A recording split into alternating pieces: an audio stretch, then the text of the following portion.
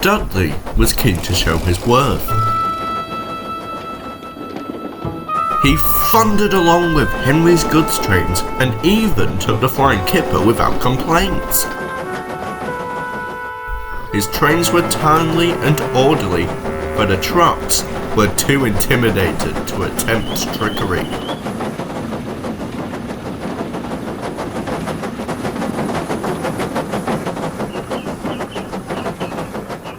The other engines were grateful for his help, and he proved to be good company in the shed. For all except one. "Had a good run today, Dudley?" asked Bear with a smile. "Quite," came the grunt of a reply, before he turned his attention to the others.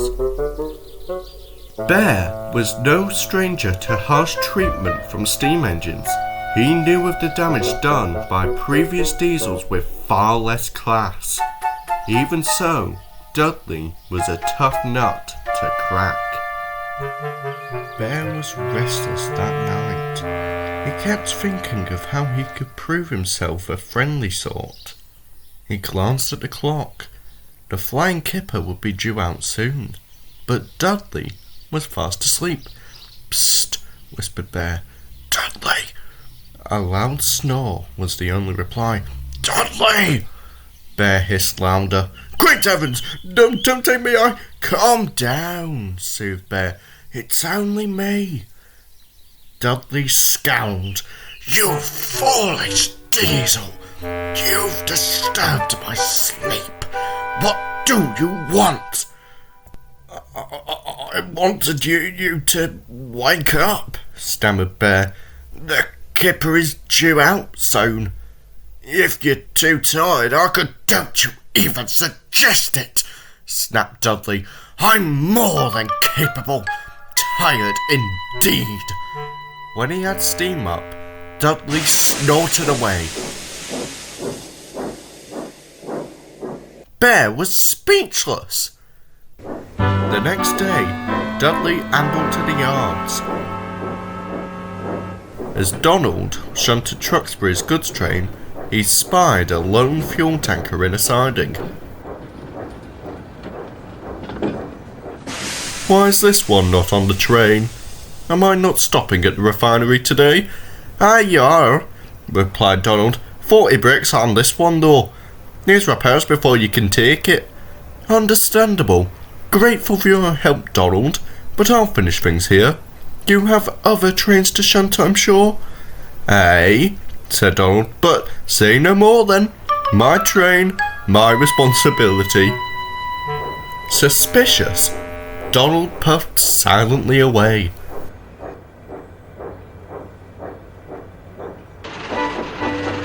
Before long, Bear arrived at the station.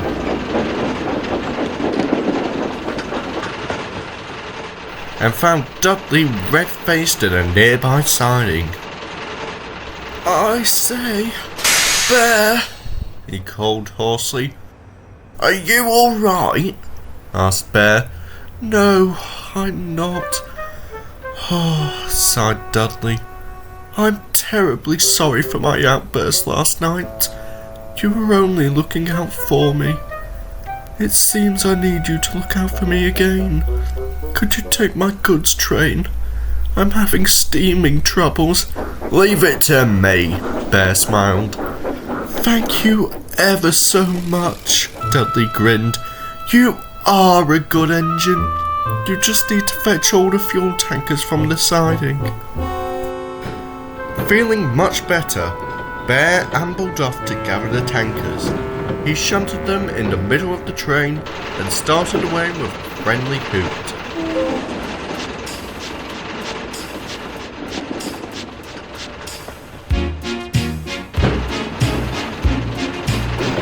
Out on the main line, things were going well.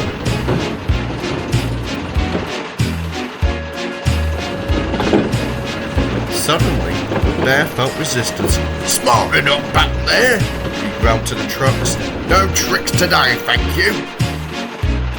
The truck's reply was drowned in a horrible screeching. "Oh!" Bear winced. "Whatever is happening?" Bear couldn't have known the culprit was the faulty tanker. As they rumbled over the points, it happened. The tanker tipped and tumbled off the rails, bringing other trucks with it. Bear came to a sudden stop and his driver looked back. "Cool," he said. "What a mess! We'll need fire!" shouted the god. "Fire!" The fuel tanker was ablaze, and those behind it were soon engulfed. The signaller hurriedly phoned the fire brigade. To Bear, it was ages before the wail of sirens filled the air and the blaze was under control. Later, Dudley arrived with the breakdown gang, an inspector, and a fat controller.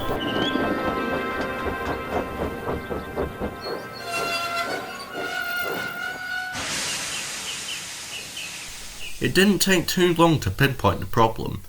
"The wheels on the fuel tank are completely locked up," said the inspector. "I reckon that caused it to derail on the points, and sparks started to blaze." "Hold on," said the workman. "That tanker was on the out of use siding earlier.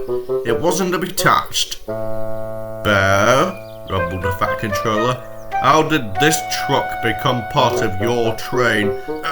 I don't know, sir," stuttered Bear, quite shaken by the ordeal.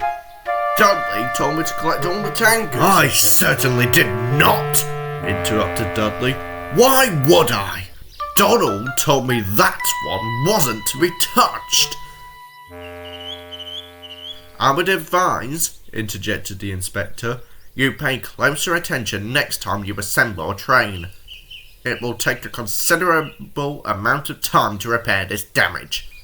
The fat controller nodded gravely in agreement, and he and the inspector strode away. "Not enough to lead us to scrap," Dudley muttered darkly, "but to accuse me of sabotage. The nerve." He left indignantly.